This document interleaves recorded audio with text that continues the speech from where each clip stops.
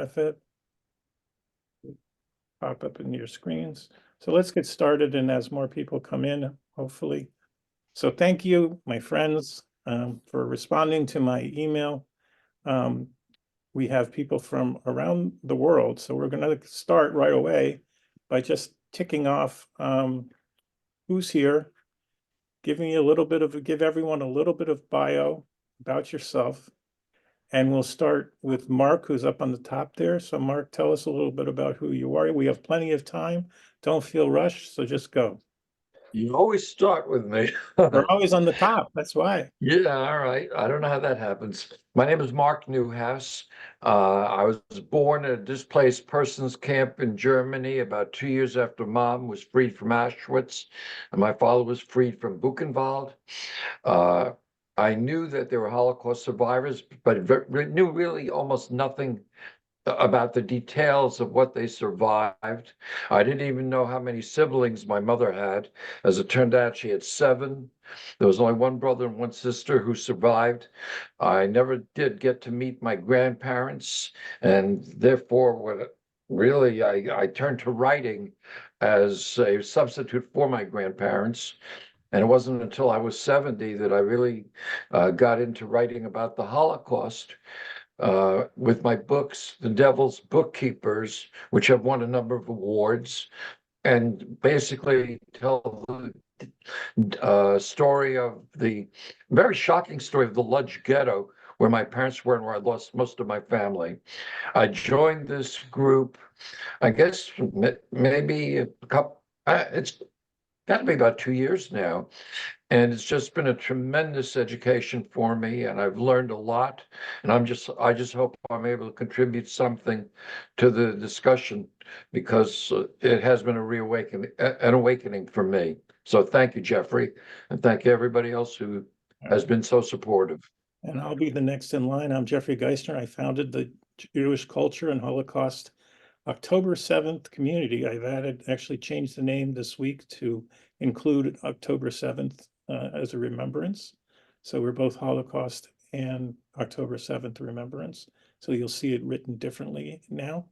Both of my parents were Holocaust survivors, different paths. My mother was in Auschwitz with her family of 6. She lost her mother and baby sister, Magda, age 8, on day 1, as Mengele pointed Magda to go to the right. And her mother wouldn't let go of her hand, and so they were both murdered on day 1. So the family watched the rest of the family smoked. So I have a very unique story in that I have been traumatized by the Holocaust without knowing it my entire life. My mother and father never spoke about the Holocaust to my sister and I, who's 4 years older, until I came to San Diego from Minneapolis for many years. And I was introduced to a second generation group there, and I realized that some people's parents talked and some, like mine, never talked. And it really changed my whole life, actually, that meeting. And about a year after in 2020, and through COVID and doing due diligence on Facebook and through Zoom, I started the group, Jewish Culture and Holocaust 10-7. And I not only needed it, I thought I would only need 50 people to help me tell my story that I didn't know. And believe it or not, we now have 20,000 community members on all of the digital platforms that I have built. So I just pinch myself every day we grow larger and larger. And I have met so many of people just like you who have become close, and my virtual friends none of you have ever met, but I feel like you're my brothers and sisters. And that's me. So Jackie, you're up next. My name is Jacqueline Simcha Ronit Nataf Gmach. And I like to introduce it like that because I think it could explain in detail my life. Jacqueline, my French name. Simcha, it's an Arabic name, and at the same time Israeli name meaning joy. I spent the time in France and in study over there. I was always in love, and I'm still in love with Israel and still want to live in Israel, but it didn't work out. I spent some time in Montreal and finally in San Diego. And in San Diego, I found a new life for me where instead of teaching physics and chemistry, I was developing cultural arts events, which finally have been successful for the city of San Diego, and also for nationally and sometimes even internationally. I am just now working for these last 3 years on We Are the Tree of Life. Some of you know already what it is, and have to say that with which really touched my heart, with the work of 3 people, 2 being non-Jewish, for 3 years in a home. We have taken that at an international level, and we were in association with UNESCO for the 25th of January Day of Remembrance. And I need help, and I want to keep going. Thank you. Okay, Steve? Oh, good morning, everyone. I guess, first of all, I want to give credit to Jeffrey for being so productive, and I call him the mogul, as in a movie mogul, because he's been able to create effectively a studio. And I met him through a third party out of Florida, and I just am so, I guess, awed is a good word, at his dedication and his organizational skills. And I'm fairly technical, but he makes me feel like I have a lot to catch up on. But in terms of my biography, my mother was the survivor in the family. She survived the Riga, Latvia ghetto with 2 of my uncles, 2 of her brothers.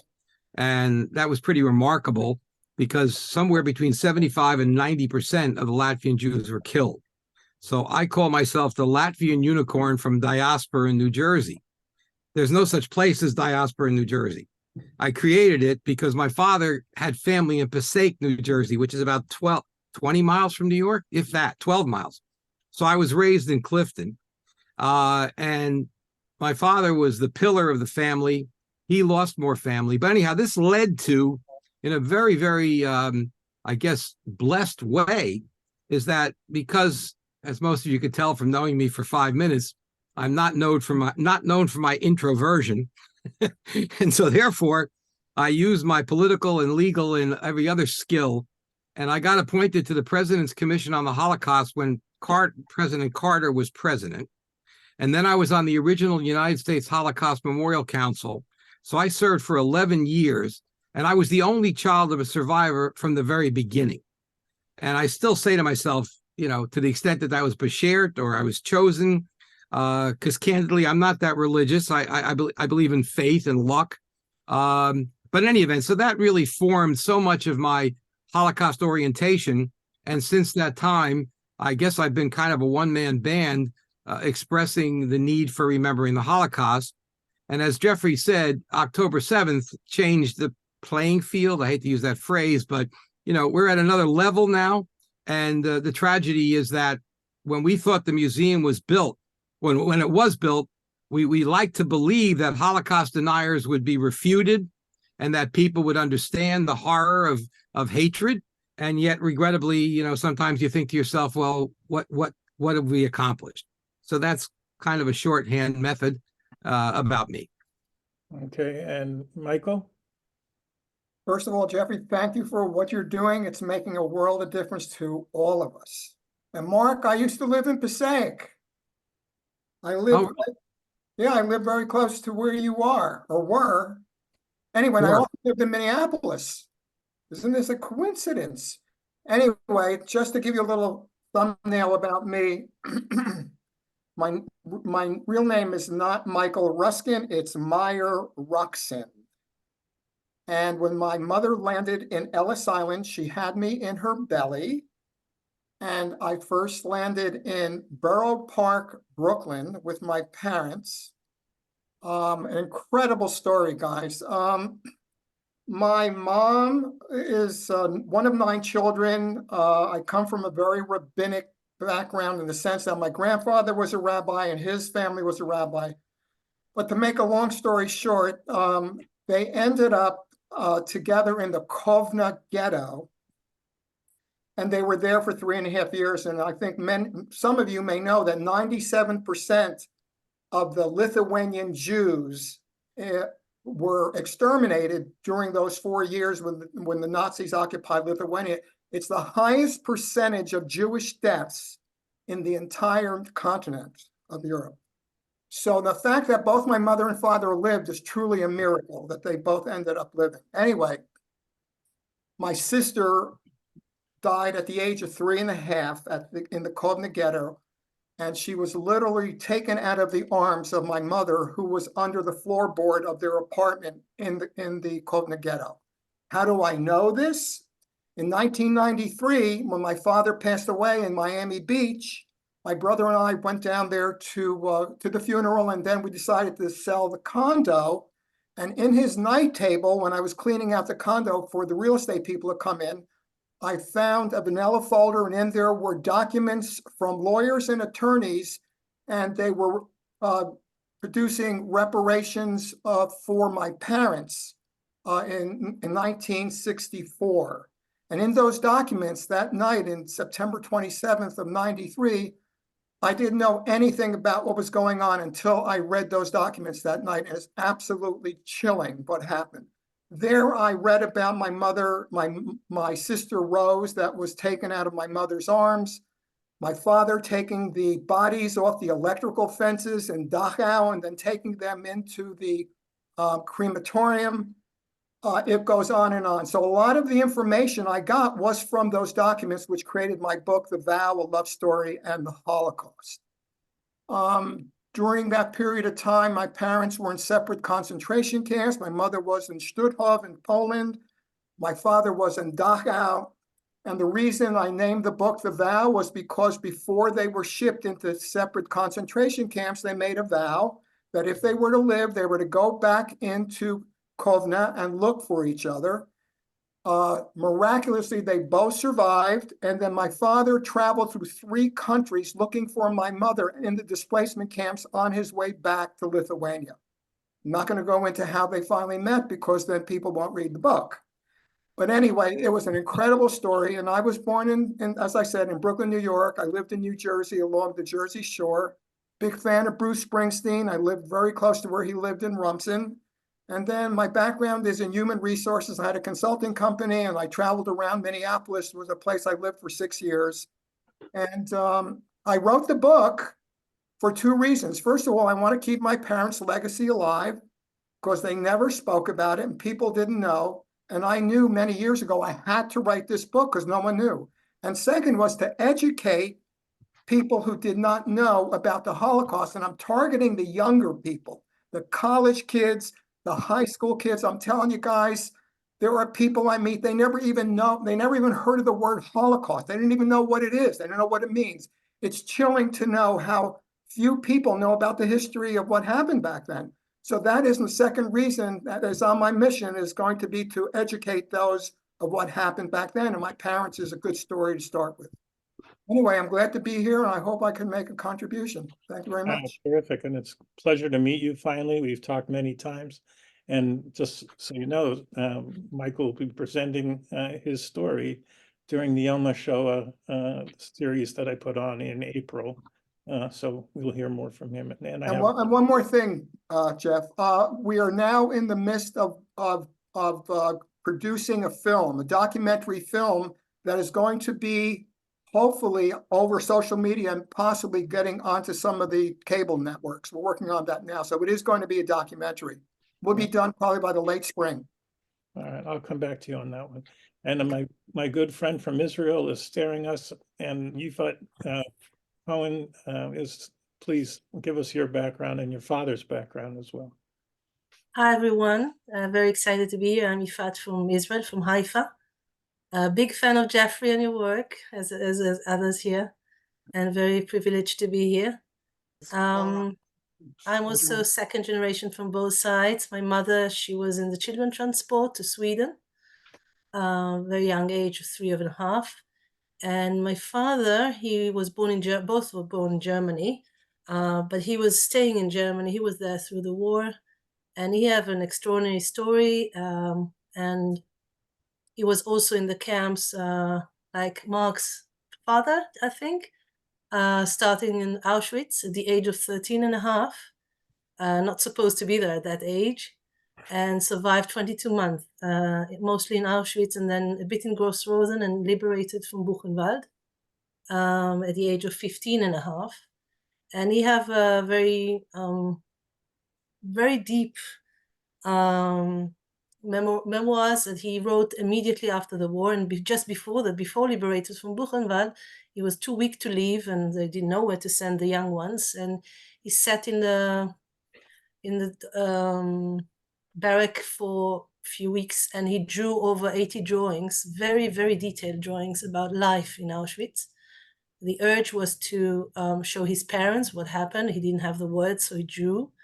And in the next few years, he also wrote. So his document, his testimony is also historically very important.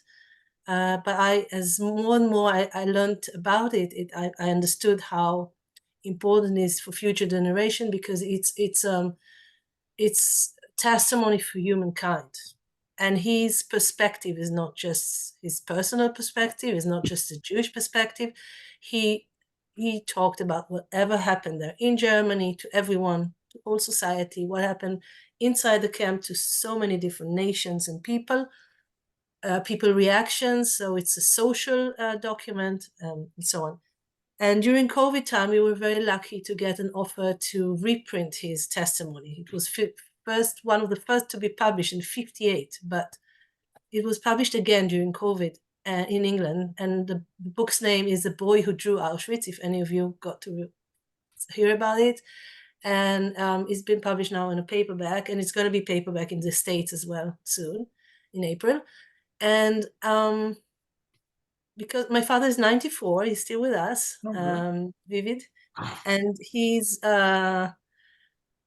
over 20 years, he did those journeys to Germany, mainly to Germany and a bit of Europe, but mainly Germany, to schools to speak to young audiences. There was a documentary about him as well, and he went with the drawings and the documentary and telling young people about it. And since about 6-7 years ago, he stopped, just before COVID, he stopped traveling, just a few years before. And gradually, he always kept us away from the testimony. We knew there's a book, but we couldn't read it. It was English. We didn't know enough English for that. And I was 22 when I read it for the first time, but I didn't really understand everything. And through COVID time, because we had it republished, and now we have it in 9, actually soon to be 11 languages, it became my role to take care of the testimony. And when I did that, I read it through again and again and again in my age, and I understood it in different layers. So now what happened now, in October, threw our life to a different direction, and suddenly, quite quickly, the connection, the strings between those two events, Holocaust and what happened here, it's so clearly, and it became more and more clear when we were shocked with what happened in the world, the effect it had in the world, and the reaction. And to see those processes that happened, and when you know the history of Second World War and Nazism and all that, the parallel between those events, what happened before, what made people think in first way, the brainwash, the fake, the turning of the moral and all the human values upside down. All those and so many other issues you see them coming again. And it feels like, in one way, you can say humankind haven't learned the lesson, but I think many has. And I see that all the time. I see both sides of the string. There are people who just go do again and again what happened before, but there are others who fight that. And I was really excited to be invited here, because I have loads of ideas. I mean, this last 4 months, I've been picking information and knowledge just to think, oh, I must do something about it. I didn't know what. And I have like libraries of information. And when Jeffrey came with this idea, I thought, wow, I mean, there's 3 main things. One is to fight the darkness. Second is to fill in the light, more and more light. But the third thing is to connect. So we need to connect people who, so together, our power is endless. I mean, two is much more than two, and definitely if we're more than that. And I'm very, I won't say obsessed, but I'm really happy to collect names of people around the world, not Jewish. It's not a Jewish thing. I mean, we are the center of the story. We have been because a very, very long time, antisemitism, but it's not just for everyone. So non-Jewish people talking about it, Jewish people talking about it around the world. And the connecting is so important, because when people see that different people are saying the same things from various cultures, various countries, various religious, we have to stick together. And I do believe the world is different, and I do believe the younger generation knows better, and I do believe they want the leadership, that people keep on saying there's hope, there's a different way, and we will not give up that way. So sorry, I maybe talked a lot, but I'm really, really excited and enthusiastic about that. So thank you for everyone, and thank you, Jeffrey, again. Well, you can already start to feel the power that we have in our hands here on video, and it's coming through like crashing through the computer screen, and the reason why I wanted to put this meeting together. So I'm going to go to my buddy over here, Rabbi Dr. Cheryl Kamen, who's also playing a role and signed on early on, almost the first person to say yes, and to help me co-pilot this project to some degree, as much as she Whatever that can, means. whatever that means. Whatever So that go ahead, means. tell us a little bit about yourself. Well, I was listening to all of you, and my parents were not in the Holocaust, nor were my grandparents. But my parents were both a decade younger than their next sibling up. They were very young. My grandparents all fled Russia and Lithuania and fled pogroms. And I heard a lot of stories about, especially the men coming to rape the women, the young girls. My grandmother told stories about being raped by the soldiers, by the Cossacks, etc. They were tortured. They told a lot of stories, and it affected my mother very deeply. It affected me too, but my mother most of all. My mother was convinced there would be another roundup. She was convinced there would be a Holocaust. The Holocaust, even though they were in America when the Holocaust happened, already they got here before then. She was convinced. You see, I'm wearing a Star of David. I wear a Star of David all the time. She would say to me, Sora, tuck your star in, tuck in the star. She would not let me go out of the house unless I had it. We lived in New York City, for crying out loud, but she wouldn't let me go out. And when I was 9, we were in Puerto Rico, and we were in a hotel that was bombed, and we went on a junket, and I was the babysitter of the group of kids. My mother was convinced that the Holocaust was starting, that we were back in the Holocaust. And she had never been in the Holocaust, but she had dreams because of all of the talk of the trauma from Russia and Lithuania. And I could hear the bloody scream from across the hotel as I heard the glass crashing. I was responsible for all the kids on the junket. And I could hear my mother, like, I don't even know where she was, screaming bloody murder, my name, across the hotel. And she was convinced. She told me, we got to get out of here. It's a roundup. They're coming. I'm like, I was 9 and I realized this is not the case. But I myself, in my life, it came to me later because I just sort of took these things for granted. But through my life, I'm one of the few people I've ever known that I have been physically and verbally attacked and had many, many anti-Semitic attacks throughout my life. And I don't know why. It's like I'm a target. I don't know why. And I tell it to people and they say, no, I've never experienced that. I've never experienced that. And I saw we went on a field trip with school. And I came back I was being chased and they were screaming kike and it was a whole thing. But when I got back, the kids who were at the picnic tables had been stabbed. These were Jewish kids, and they were sent to the hospital. These are things I remember in my life, like why in a safe country are these things still happening here and there throughout my life? Even as an adult, I was in somebody's shower. A friend took me to her in the South, and I heard her on the phone, the grandmother saying, I have a Jew in my shower. What do I do? I mean, even little tiny things, those things, why are they still happening? And last year, 2 years ago, I had the opportunity to go to Germany with a tour group. And I said, I won't go to Munich without going to Dachau. I had to go to Dachau. And even my own family said, you don't even have, your parents weren't in the Holocaust. And I said, I don't care. I don't care. And I demanded to be taken to Dachau. And I was taken to Dachau. And I said, I have to go and I have to make blessings. And I have to go and I have to see and I have to bear witness because I'm a Jew. And I won't not do it. And there's always been something, I think, for every Jew in the world that we're tied to this thing. And I worked with a man named Robert Dobbins, a wonderful physician who studied, a psychiatrist, and he studied not second, but third generation Jewish trauma. And he discovered very interesting things about third generation Jewish trauma, that in some ways it's more problematic and chaotic. It's not streamlined because there's a lot of trauma that's still coming down through as a legacy of trauma, but it's disconnected. It's not doesn't appear to be connected to anything. So it becomes very chaotic in the brain and people have a lot of trouble in life. They have tremendous anxiety, depression, they get into trouble, all sorts of ways.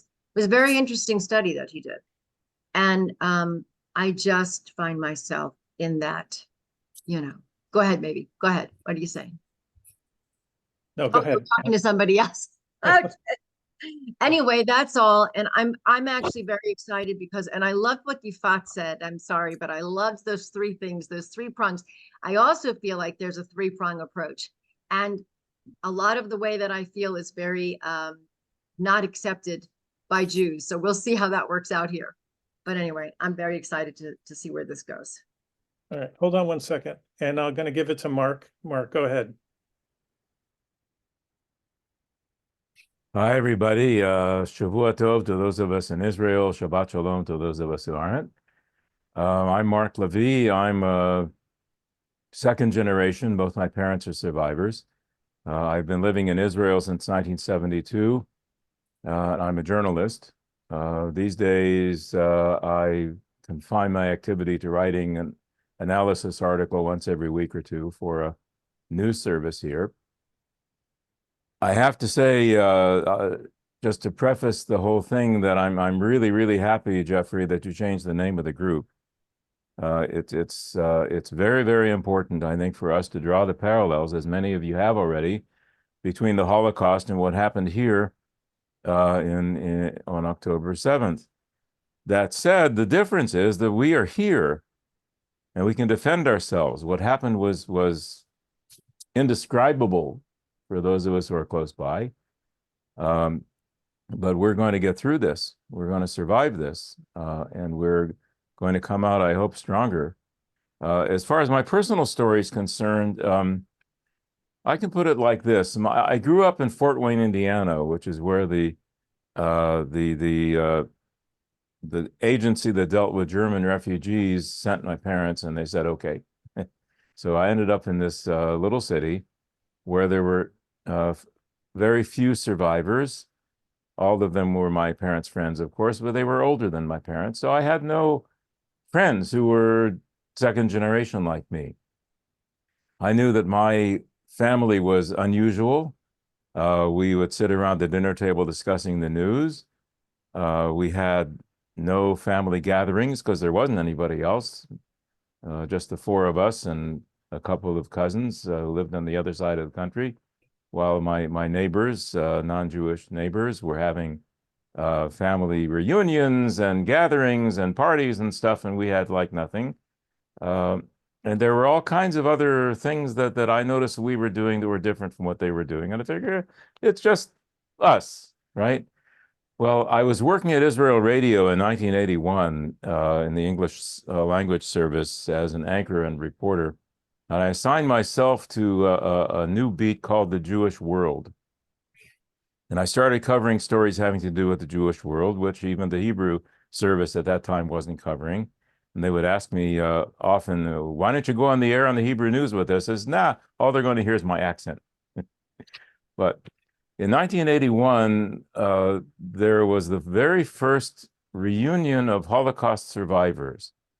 5,000 Holocaust survivors came to Israel for a reunion. And 800 of them brought their kids. And I was covering this thing for Israel Radio, and I found myself covering an event with the quote kids, unquote, all of my age, more or less. And I found myself finishing their sentences, and I was finishing theirs. And it was an absolute eye-opening experience. I thought I really was unique. And it turns out there's a whole class of us there. Wow. Well, the funny part, I guess, is that for the weekend program on the English language news service, I did a half-hour documentary based on an interview with a mother and her son. And I can admit now that I had to listen to the whole damn thing 4 times before I could edit it without taking sides. Now, I also have ideas about what to do and how to approach the problem we're facing today, especially in your part of the world. And the headline is, I'm going to give up on the current generation. They have been poisoned by fake news and false interpretations that we can moan and groan all we want to on Facebook, but it's not going to help. I think we need to concentrate on putting together a program that is going to reach the current teenagers and preteens and point them in the right direction, because we blew it with the current generation. Not all our fault, come on. The Chinese government's involved here and the various other things. We have to find a way, and I think this, by the way, is one of the ways, a way to reach the kids, not just Jewish kids, especially non-Jewish kids, and get them pointed in the right direction on this. And I do have some ideas of how to do that, but we'll get to that, I think, at a later date. You're muted, Jeffrey. I also wanted to comment that Mark, if I'm correct, was a reporter and editor for the Associated Press. Is that correct? Yes, that's correct. Last 15 years of my career, I worked in the Jerusalem Bureau of the Associated Press, 13 years actually, and I exiled myself to Cairo for the last 2 years of my career because of the way my profession was dealing with the story here in Israel and in general. So the last 2 years of my career, I spent in Cairo covering the situation in the Arab Spring and editing. I was the chief nighttime editor for the bureau there until 2014, when I came back here to Israel and said that was fun. And now it's over. I just want to comment 2 things, Mark. You're not in the frame. It's wonderful hearing your voice and seeing Israel, but it would be nice to see you. Nah. Let me move over. Yeah. There you go. And number 2, I believe I was at that same conference that you mentioned. It was 19. Did you say it was 1981? I believe it was. Yeah. Yeah, or thereabouts. Yeah, I was Can you, there. Can you see me now, by the way? Yes, yes. You look much better when we can see you. But I also wanted to say that I too had a very moving experience, because when you see other people that really I guess in effect, like you said, can finish your sentences, you know you're not alone. And that was a very, very, very powerful experience being there. So just chiming in about that. Yeah, nice. Thanks. Okay, I'm going to go to Zola, and Zola, let's hear from you. Hi, I am sitting in Cape Town, South Africa. I did live in Boston for 20-something years, but am back in South Africa now. And my Both my parents were Holocaust survivors. They were from Vilna. And my mother was a well-known performing artist, singer, actress. She was known as the Wunderkind of the Vilna ghetto. She sang and did theater. Her brother was a famous poet and songwriter. His name was Leib Rosenthal. My mother was Hyla Rosenthal. And fast forward, growing up in South Africa, the theater after the war, theater brought my mother to South Africa, which is why they settled here. She was on her way to America because Molly Picon had discovered her performing in the camps, I've forgotten, I'm blank, I'm very tired, sorry. It's nighttime. In Poland after the war, and Molly Picon arranged papers for my mother to leave Poland and get to America, but she got to South Africa first. I had an older sister who was 8 years older than me. She passed away in 2009. She was the main torchbearer and the one who carried the legacy and the stories of the Holocaust of my parents. My father was a journalist, so he kept every document. He wrote every story. He did over 6.5 hours for the Steven Spielberg Shoah Foundation tapes of testimony. My mother never spoke about the war to us, but my father in South Africa had organized a support group for all the survivors who were in South Africa, which was unusual, and that he did in the 50s as soon as he got there. So I grew up as the youngest daughter, wanting to make the parents happy, but not involved in teaching the Holocaust or learning or spreading the word, etc. My sister did that. My sister wrote a book called No Goodbyes about my family's experiences. She did a play, a musical about my mother's life that is on YouTube called Better Don't Talk, and on and on and on. Once she passed away in 2009 and my mother had died young and my father was no longer with us, I was approached by various organizations in South Africa to talk about my parents' life when I came back to live here in 2009-10. And it was only then that I started, and really only in the last couple of years, that I've gotten more involved in telling my parents' stories, in doing talks, in singing the songs that my uncle wrote, that my mother performed, because I'm a singer-songwriter, and eventually wrote my own song as a tribute to the survivors only in 2019, and wrote half of it in Yiddish because it just wasn't my thing before then. And then got introduced to Jeff, who exposed me more and more to the world with all my family history and the Yiddish and all these amazing people that he has in his community. And joining here, we have a lovely story that I have a connection to Abe Gurko that was only made very, very recently, that I guess he can tell that part. And it's pertinent to the Vilna ghetto. And so I know Jeff invited me and wanted me on board in this project. And it's something that is close to my heart, but not something that I've given focus to. So I'm hoping to get inspired here, because I have a lot of projects on the go. Also with my mother, there's a traveling exhibition all about my mother's life that is been just curated and is currently on in South Africa and will hopefully go to Vilna, etc. So here I am, and I will hopefully be very motivated and inspired to join in the revolution. Enough, Jeff? You need muted, to Jeff. unmute. I also want to invite a couple people who are here, Michael Mantel and Ruth Maguth, who perhaps are shy and are not on screen. And I want all of you to tell them to come. So all at once, please tell them to come here so we can enjoy their company regardless of being shy. So please, and that'll be Good Michael. looking guy. I grabbed you by the neck, Michael, and I'm glad you're here with us. So perfect. And Abe, you're up next, and it's a pleasure to meet you. I've heard many things not only from Zola, but from others about you. So I'm glad to meet you finally virtually, and maybe you can tell us where you're from and what's your story. Sure. So I live in Los Angeles. I my parents both are survivors. My mom was from Vilna.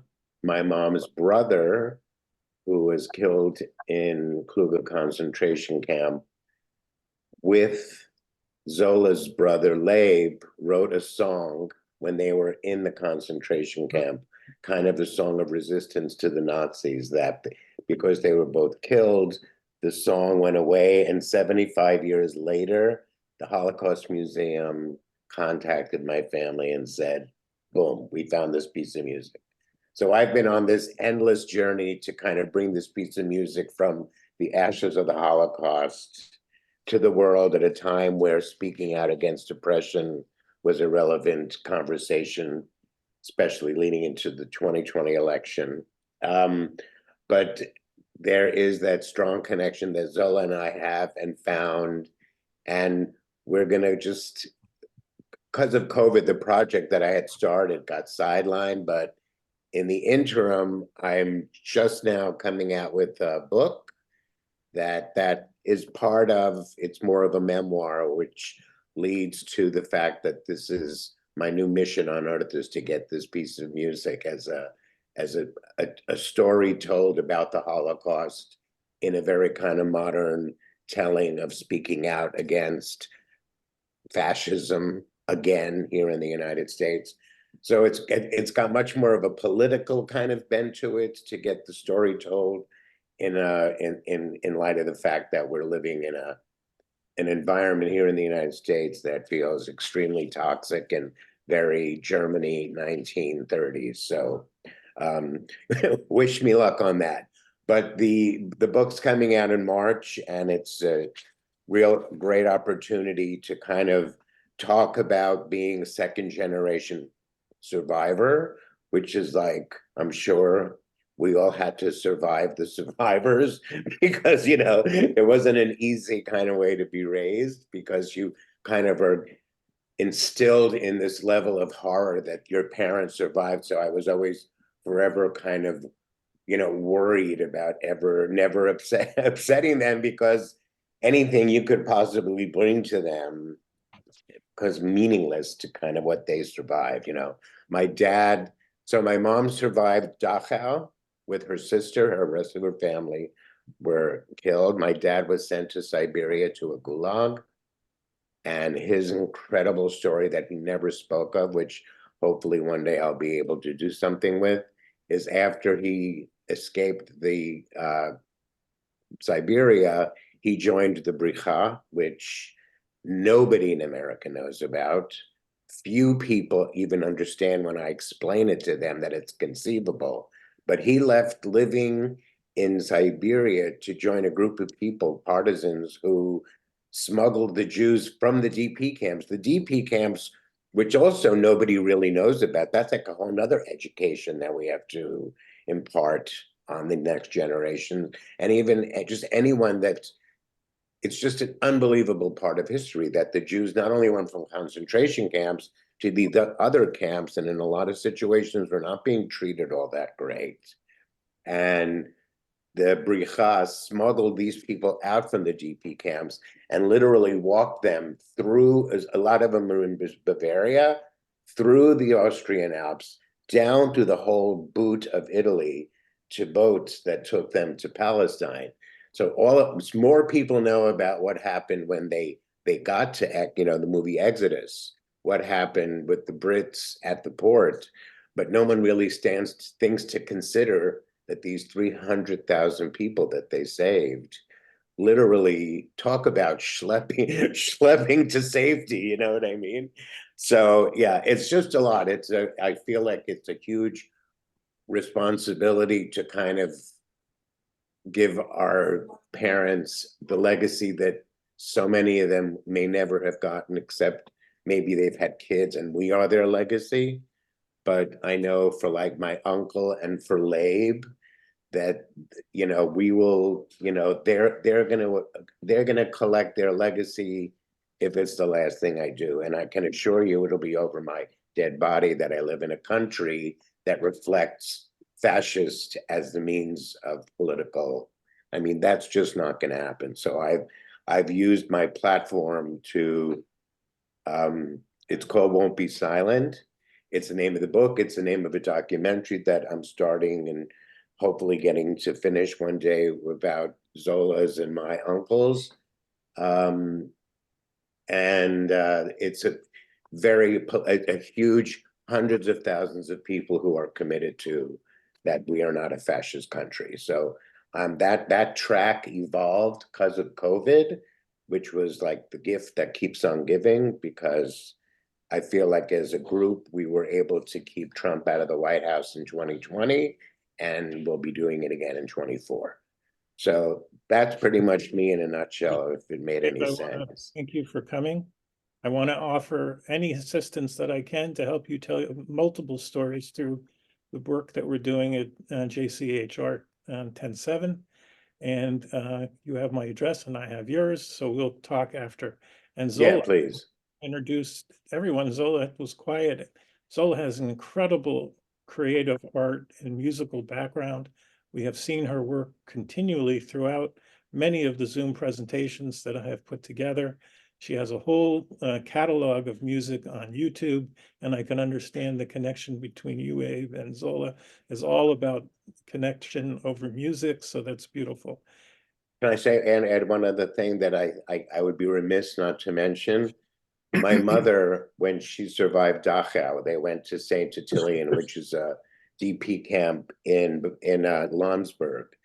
And after 1 month, because she was a singer and her sister was a pianist, and within a month after the liberation, by May 1945, they'd met like a group of 10 other musicians at this DP camp, and they started the ex-concentration camp orchestra, which continued for the 4 years from 1945 to 1949, going from DP camp to DP camp, bringing music back as a means of survival. And Leonard Bernstein had come to Munich in 1948 to conduct the Munich Symphony Orchestra. It was part of the UN kind of cultural affairs.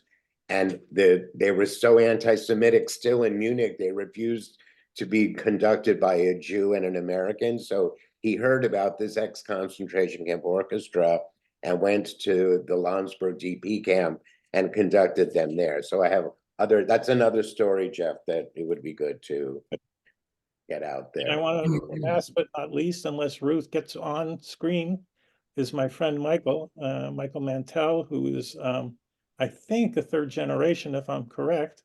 And he was the only third generation on this whole group. And I'm thrilled to have him because we are focusing. Me, Rabbi Kamen. I'm a third generation. I just finished saying that. All right. And so, Michael, why don't you tell the group? He's also very involved in 3G New York and does a lot of education in the Holocaust. So go ahead, Michael. You have to unmute yourself. Unmute. Still, I can't hear you.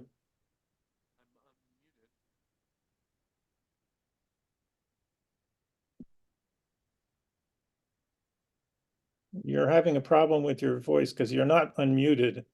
You're not muted. So yes, there you go. Talk. No. We're not Did able.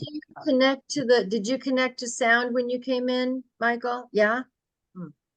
Why don't you try to exit? Why don't you try to exit and come back, and we'll see if we have a better connection. Or the setting might be low on your sound, Michael, when you tune in.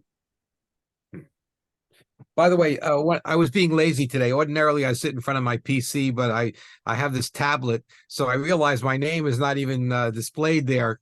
So if anybody wants to get in touch, I was very early with technology. It's just my last name at Gmail, which is LUDSIN.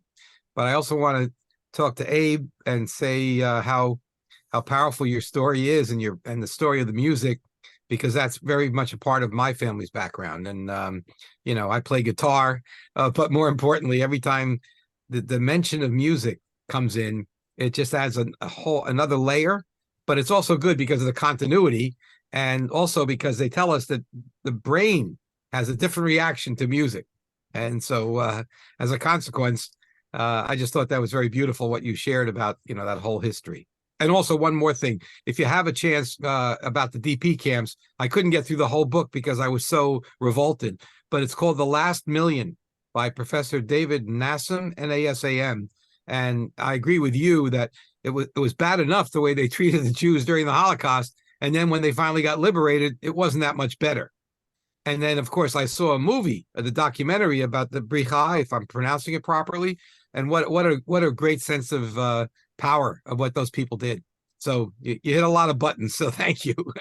It must be our Lithuanian and Latvian adjacent kind of mentality. So thank you again. Okay. Take it away, Michael. You're still... Are you able to hear me now? Yes. Yes. Beautiful. All right. Well, thanks for the invitation and thanks for the warm welcome, Jeffrey and everyone. It's nice to be here. I am a 3G. My paternal grandparents are from what was then Hungary. My grandmother near Sătomăr, my grandfather in Siget. It's now Romania. So I am here as a descendant of those grandparents, my paternal grandparents. My mother's side, they're from Poland/Russia in the early 1900s, 1910s, 1920s. They left that area and came to the United States. We did find out through some research that I was doing that that we did lose family in the Holocaust because not everyone came to the United States on my mother's side. So technically, the Holocaust has had an impact on both sides of my my family. And so I'm a survivor on both sides, but essentially I consider myself a 3G for my paternal grandparents. I'm a psychotherapist. I work in New York City. I work mainly with children and families and work primarily in schools. On this side, I teach at a Hebrew school, mainly modern Jewish history. Also do the Mitzvah Project program there, and I do Holocaust education programming, mainly online. I make sure that all of it is free. And by being online, we can reach as many people as possible. The most important thing to me is to make sure that we have as many Holocaust survivors sharing their testimony as possible. With as many people as possible. So that's the main focus of my program. I've opened it up to 2Gs and now 3Gs. So I have a Sundays with survivors, and I have a 2G Tuesdays, and we're opening a 3G Thursdays. So you can see I like alliteration, but I'm not married to having speakers on those specific dates. It's more important for me to make sure that all testimonies are shared, or as many as possible. To date, started that in October 2020. To date, had about 40 Holocaust survivors and 2Gs speak. We've reached thousands of people all over the world and raised roughly about $30,000 for different Holocaust museums and organizations to support Holocaust education. So I'm always happy to be here. I have very strong opinions on Holocaust education because another thing that I focus on is Jewish pride and combating anti-Semitism. And I feel like Holocaust education needs to do a little bit better in how we work to foster Jewish pride and to combat anti-Semitism, because I think it's all one and the same. Yeah, so thanks for having me here. All right, very good. Well, again, the power within this group is quite remarkable. I wanted to let you know first that I called the meeting to get this momentum and the snowball going down the mountain. Unfortunately, I'm having some neck surgery at the end of February, which is a major surgery, and that'll preclude me from carrying on over the next few months, but that's why I have Cheryl, who is committed to help with sharing of ideas. I hope to be back in May after my recovery. It's my 4th neck surgery. It's a disease that I continue to suffer from, but it's not life-threatening. It just needs to be taken care of. So that I wanted to disclose, and that is the reason why I wanted to do the meeting. I apologize for calling the meeting on a Saturday. It was not my intent, and I wasn't even thinking I just have been recovering from a gallbladder surgery, which I had on 1/12, so I haven't been 100% in the game. But I think this, what we're trying to accomplish is important. And it's not about history of anti-Semitism. It isn't about scaling of anti-Semitism. We're all together to try to figure out how we can, and it's been mentioned numerous times from you or my friends, how to reach youth and young adults and to teach something different about hate, about anti-Semitism, about genocide. And it's not only for Jews, it's more important that we create something that is for non-Jews. So what I wanted to do is take a second and share with you what has already been started and being built. I'm going to share my screen. And what you're seeing is a website that I put together called, you can see the title right here. Obviously, it's been updated for 10/7. I don't know how many of you have visited the JCHR Now. Here is the URL, which I'm circling, jchrnow.com. But it is something that I am dedicated since February of 2023 on curating content on a daily basis. There is actually 15 different Jewish channels here, of which I work on every day. And I populate content from here to Facebook, and that's how you see what's going on the content that I'm sharing with you. What I would love for you to do, and to honor the efforts of all of us now, is to actually come in and, hold on one second, let me get this out of the way.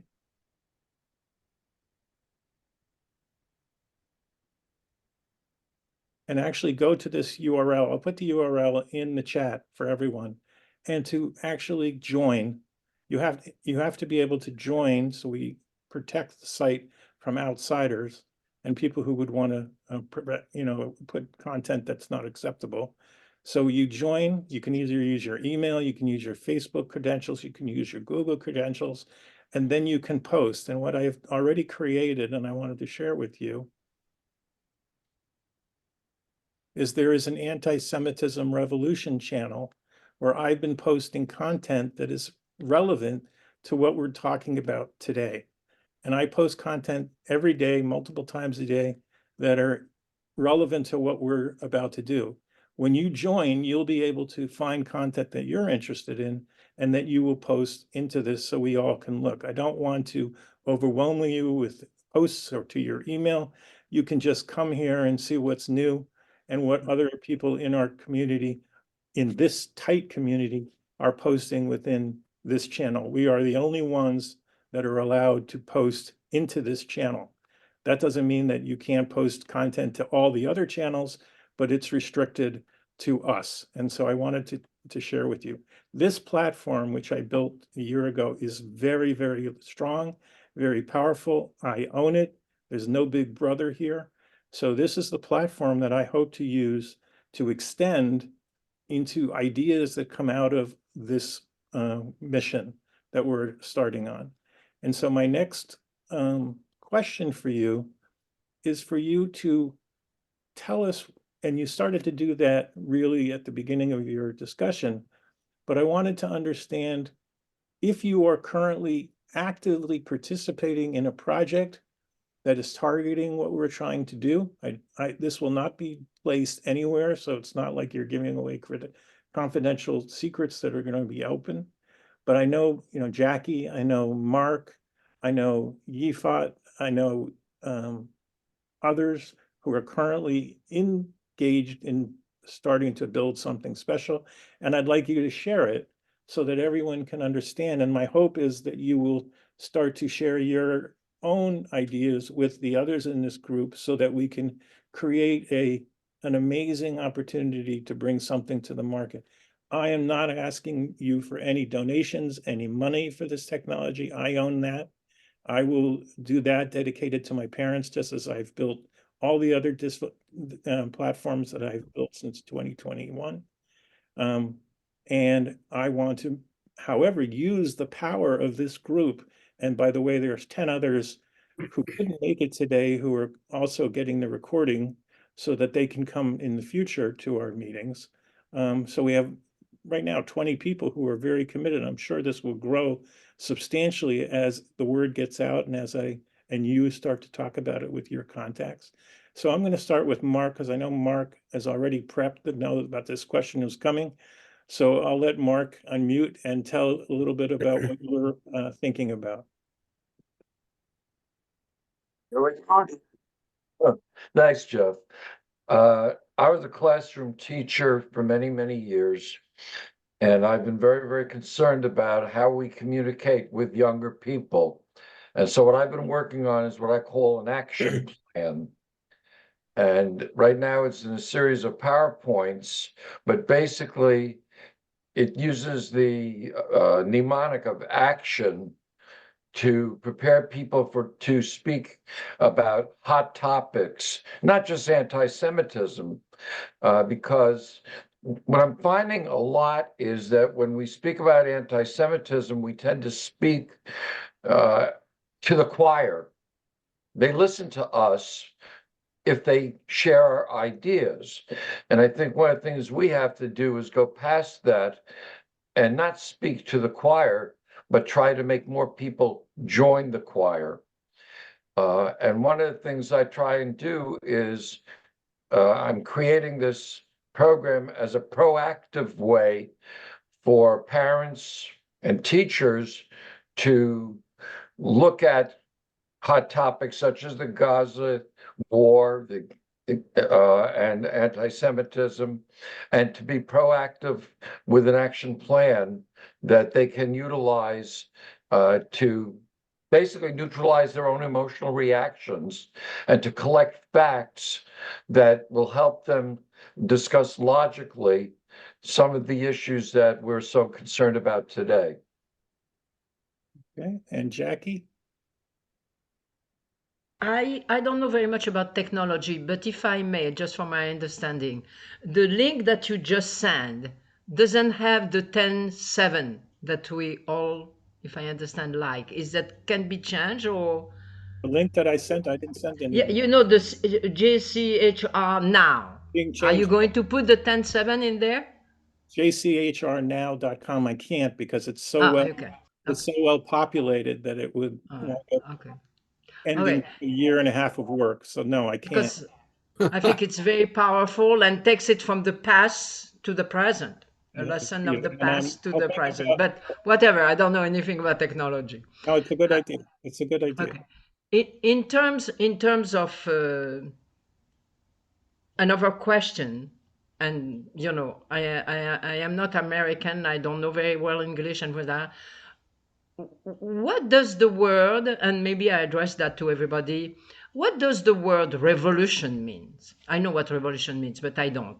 It is time for a revolution. I need to have that in me and to understand it a little bit, because I think that what we can do to educate today generations, number one, number two, number three, the Jews, the non-Jews, and things like that, could be based upon a concept of peace and a concept of humanity and a concept of understanding. Even if it's going to be almost impossible to reach, I think that should be our road.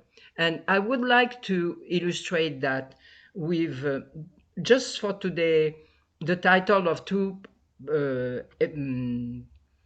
project that I am doing as part of We Are the Tree of Life. And I don't want to talk about that again, but wearethetreeoflife.com is easy to remember.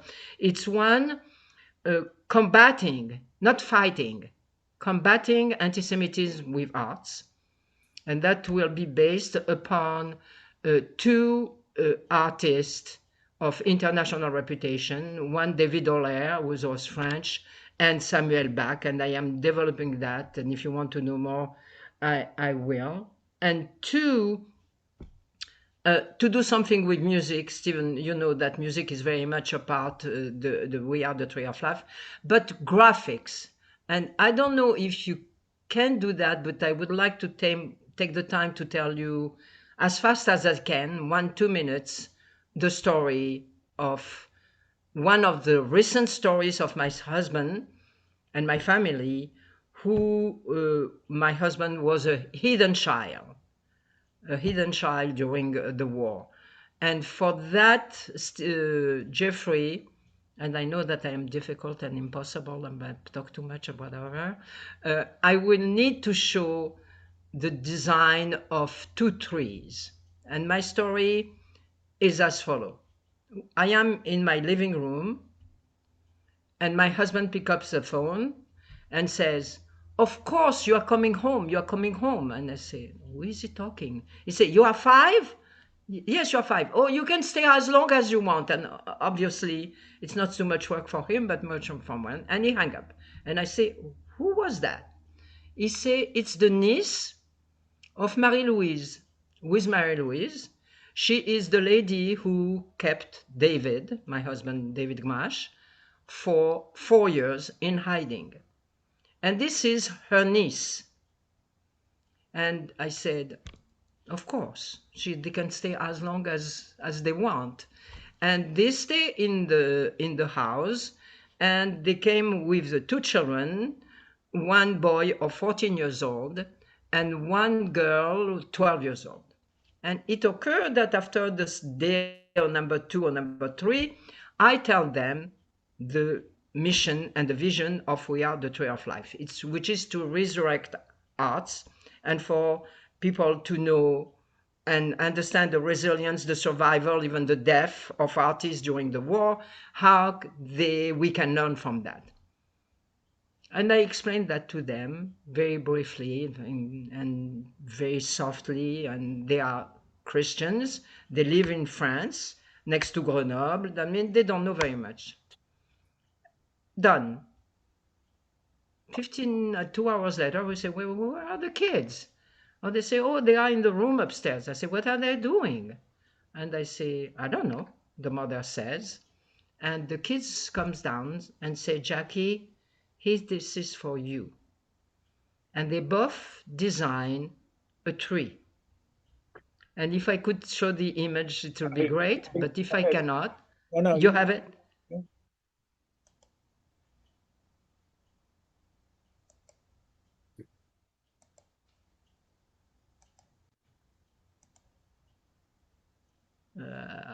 Sorry. I mean, I have touched the wrong button.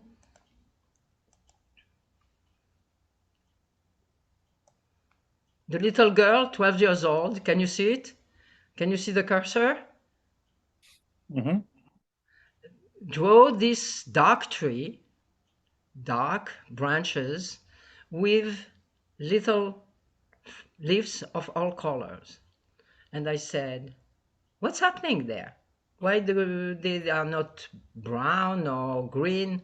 I'd say, "Because when you have to try to talk about the tree of life, Jackie, you have to think about everybody. And there are so many people who have a different color skin. And like that, you have everybody in there."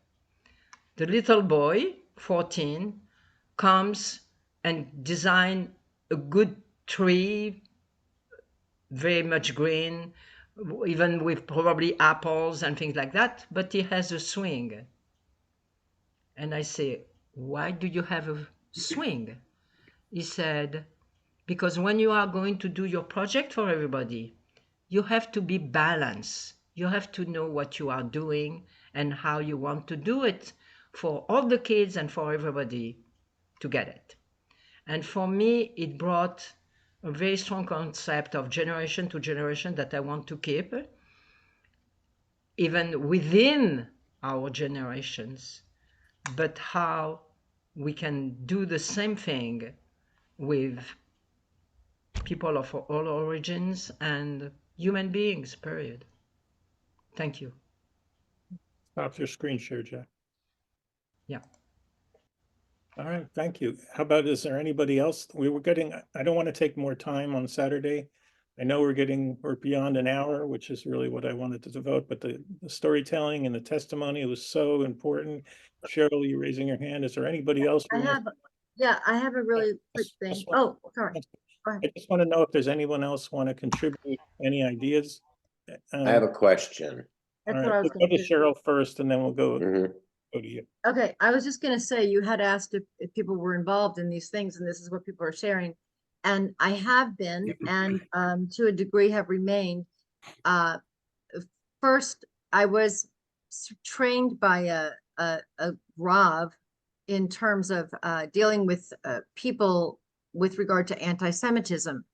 I love the name Antisemitism Revolution because to me it suggests a new way, not just a time we're going to do this again, but a new way, because all these times we've done it before have not worked. And I want to say that this is, as Ifat said earlier, to me, this is very multi-pronged. But for a while I had done, and I told you this, Jeffrey, in the congregation that I led, I had done a workshop series called Overcoming Hate. And it was when anti-Semitism was beginning to really show its face before everything happened. It was really beginning to rise. The Pittsburgh Tree of Life synagogue got hit, etc. And we had a synagogue here that was set on fire. And so we started this series, and I really didn't think it would be much of anything. It was not didactic. I know a lot of people think didactic is the way to go. It was very interactive, very participatory, and it was on fire. They loved it. They not only loved it, they asked, we had shared a church space. We invited people from the church. They asked the pastor, please let this rabbi come in again and do it again. And then they started inviting people from the community. It caught fire very quickly. And it was all geared toward anti-Semitism, a way of dealing with anti-Semitism. It was very different than anything I personally have ever seen done before. And it involved interacting, and especially with Jews, but also with the community. So that's one thing I wanted to share. And I don't have to go into the detail because it'll take too long, but just to say, from my point of view, my perspective, and the way that I was sort of trained in this new way, it's not the same old thing. We can educate till we're blue in the face. We have done that for a century. It hasn't worked. We're back here now. We're on the verge of a world war, and we're on the verge of a Holocaust. Everything we've done has amounted to nothing. So we need to start again, regroup, do it more, and also add more prompts, because that's all I have to say. And I have a question. Is anybody a member of the Association of Holocaust Organizations here? Have you heard of this organization? no, All right, it's something I joined and I attended, and they have these conferences, various parts of, each year in different cities in the United States. And it's all these organizations that whatever we concoct, there is a huge community starving for content. So it's all about creating content. I mean, that, from my perspective, it should be, I agree, a revolution is needed. If you ask me, we could have the JDL could come visit. Again, that's the kind of revolution we need. But I ultimately think that we have to create content that is, palatable for younger people. I think that's something that I strive to do all the time through my social media channels, because I'm Jewish and I am in a universe of misinformation and everything else.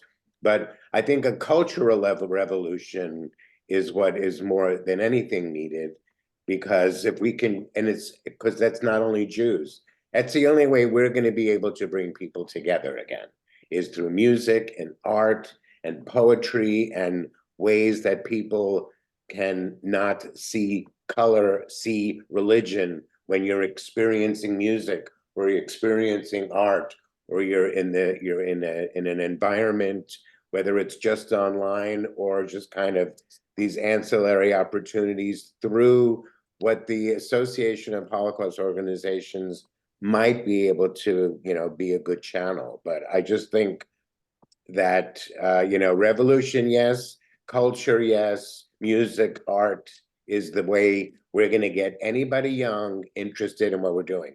Because we're all, bless all of our hearts, are old codgers here, and nobody wants to listen to us, even though we're right, and even though we have the history, it's in our blood, it's our DNA, and they don't care about our DNA. They just care about being entertained and what they can get as a 30-minute, 30-second, 60-second, 3-minute, 5 minutes already, you've lost them.